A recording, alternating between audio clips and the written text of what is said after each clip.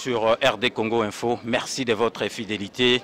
Aujourd'hui, nous sommes le samedi 14 janvier 2017. Nous sommes à Paris, à l'aéroport Charles de Gaulle, pour accompagner l'honorable Roger Lumbala qui rentre aujourd'hui au pays après plusieurs années d'exil ici à Paris.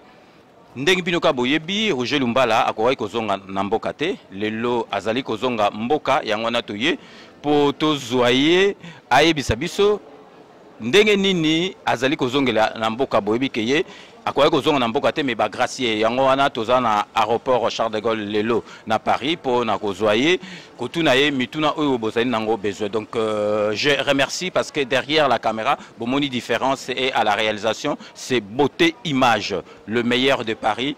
Donc l'encadrement tobo sanité mama Ani oyo balandaka batoli na ye oyo apemaki muke me ayebisi bino ke azo zonga mikolo. Donc restez connectés sur RD Congo Info.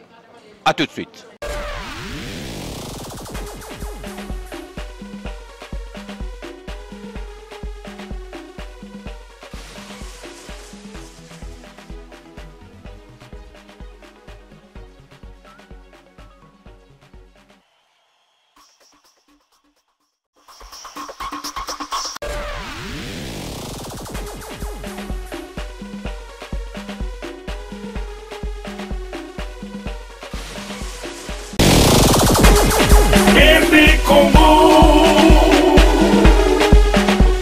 Honorable Roger Lumbala. Bonsoir. Bonsoir. Après quelques années d'exil en Europe, aujourd'hui nous sommes le samedi 14 janvier 2007. Vous êtes à quelques heures de rentrer au pays. Quel est votre sentiment? Le sentiment de satisfaction, sentiment de joie. Parce qu'aujourd'hui, les citoyens congolais se sont mis ensemble pour dire que M. Roger Lumbala a le droit de retourner dans son pays. C'est ce sentiment-là que j'ai.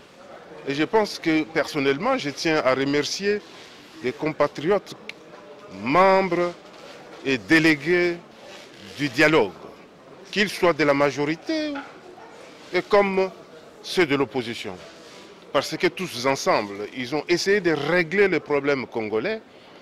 Et parmi ces problèmes-là, il y avait des cas emblématiques, entre autres le cas de M. Roger Lumbala et d'autres. Comme vous le savez, il y a eu 4 cas qui ont été réglés. Il reste encore 3 cas. Mais nous pensons, nous allons demander à ce que tous ces cas-là soient résolus pour que chaque Congolais puisse se retrouver dans son pays. Ok, monsieur Roger Lumbala, nous allons être bilingues pour toucher toutes les couches de la population quinoise.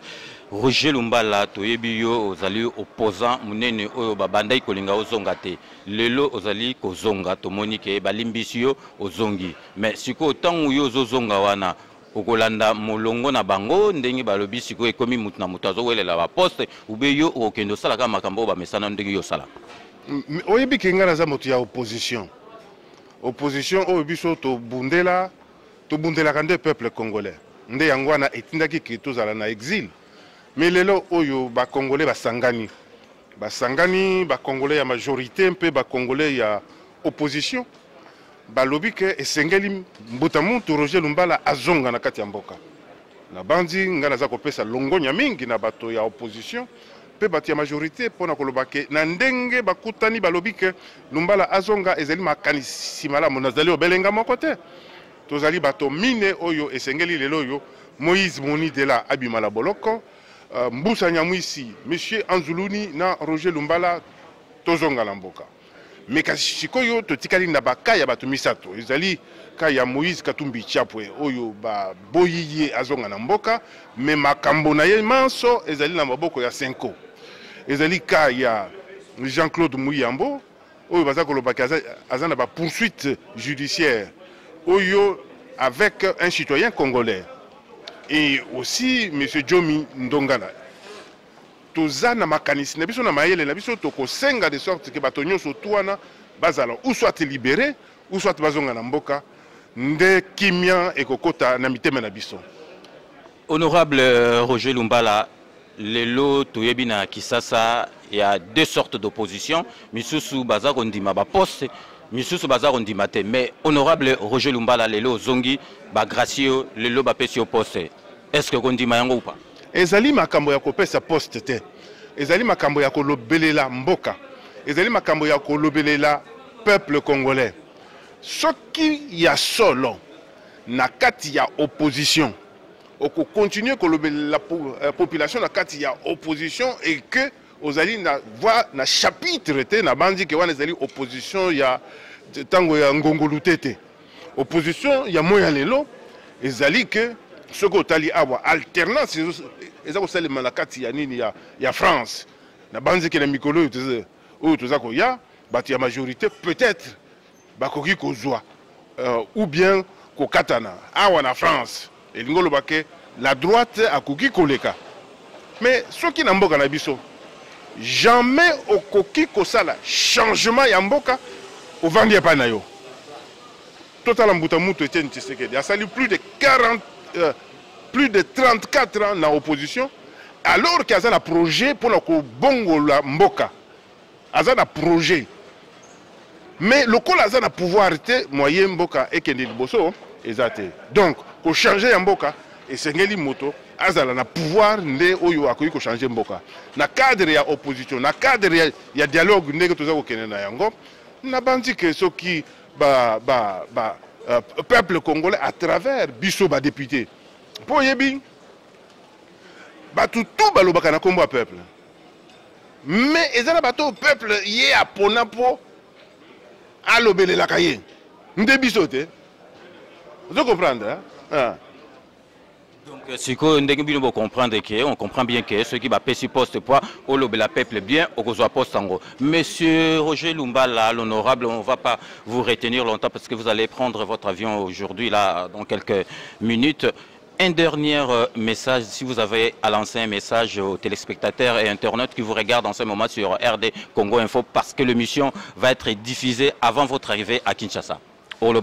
Nakoloba ke nga nalingi mboka na ngai mingi nalingi ba congolais mingi un peu tozalaka koloba ngonga moko boyeke un jour makambo ekobongoma yango yo ebandi kobongoma moke bon biso sikoyo objectif majeur o tozana ngo ezali ya kozonga mboka esika bakunda mitolu esika babota biso nde yango wana tozali kokende na tango tokokoma na bandi ke bandeko mingi oyo tozana bango pe bakolanda soki baye tokoyamba bango Roger Lumbala je serai à la première loge pona koloba ke oyo aye na makanisi ya malamu pona ko changer mboka tokoyamba ye nalingi mboka na ngai lokola ba membre na biso misusu awa délégation misusu esi akendeki Kinshasa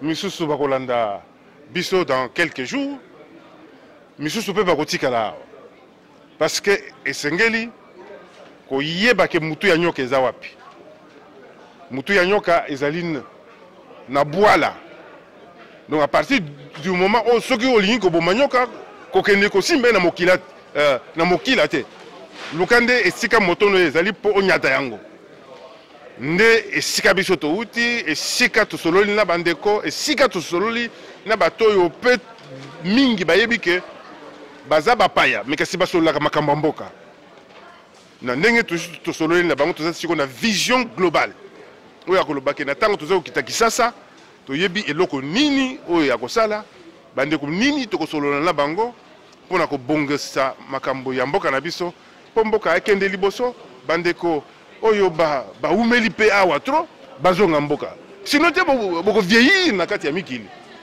soki o vieillir na kati ya mikili retraite ya malonga eza te siko tokosuka wapi po tokomi komona pe baclochard ya bato mwindu basi babimi baclochard ya bato mwindu basi babimi biso tolingi te ke na bacongolais génération wana ezala nde yango wana tokoya mpona bandeko na biso oyo toza na bango oyo bazali na expérience oyo bazali batechnicien baya na mboka na biso mpona koya kosala lokumu ya mboka to tombola mboka République démocratique du Congo elonga. Merci Ming. Merci l'honorable et nous vous souhaitons bon retour et Bon voyage. Merci beaucoup. Ça, c'est Clébo.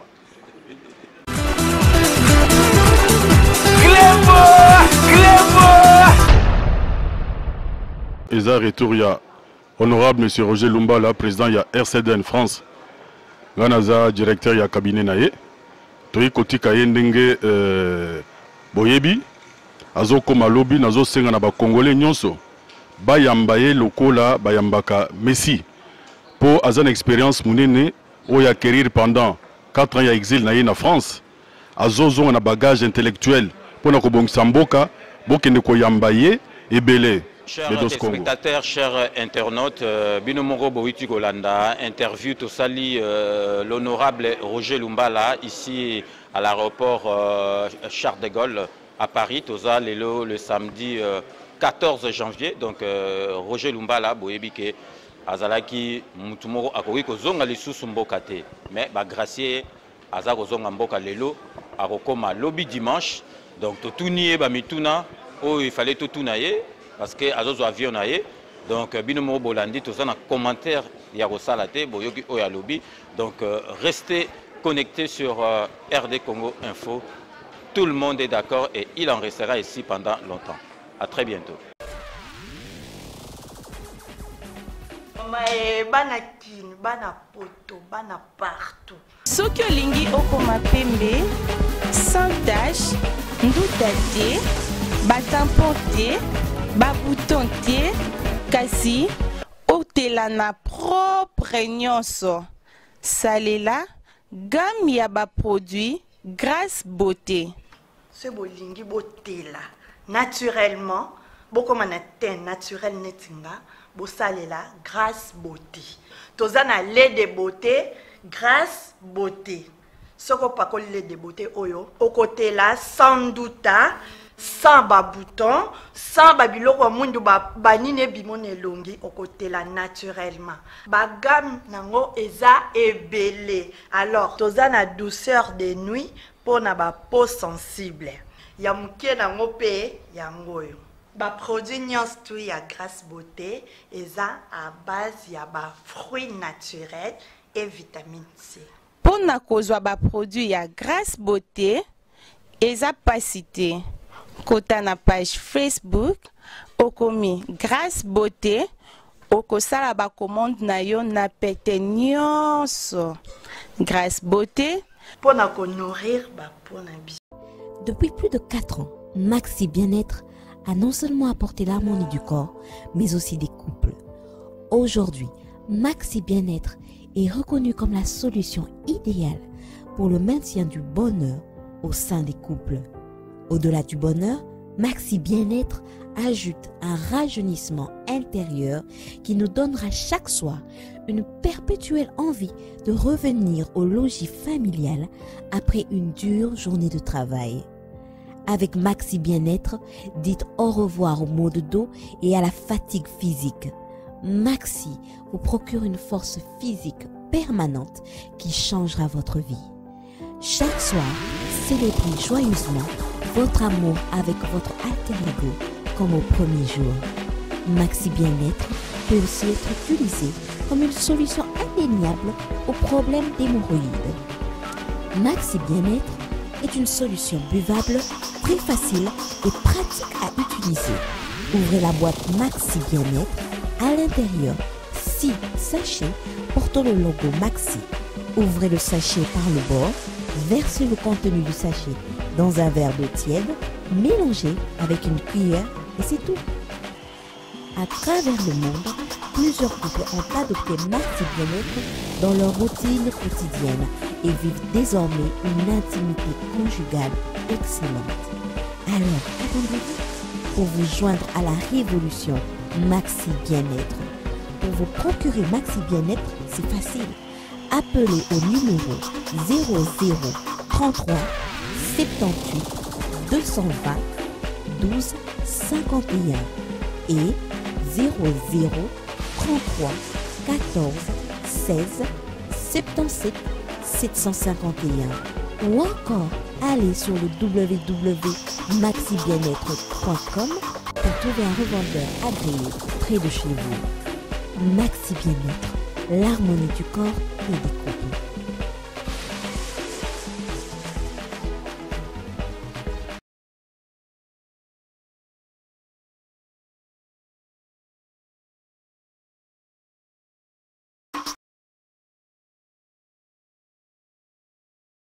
Bonjour, nous sommes Stéphanie Larose. Nous avons vraiment nouvellement bien hâte qu'on a période de la fête, de bonne année. Nous avons préparé ce cadeau, maman cadeau, papa cadeau.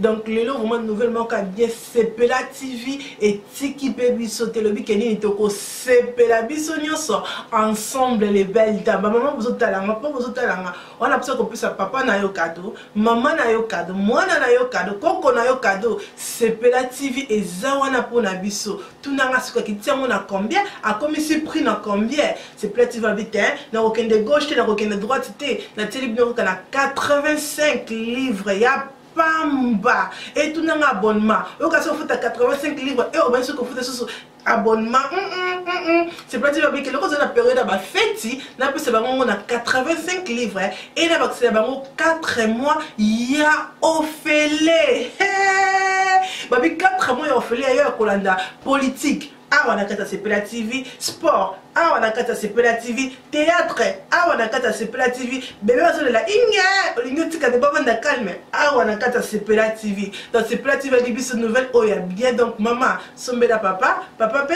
sombela maman pour la biso nyoso to CPLA merci.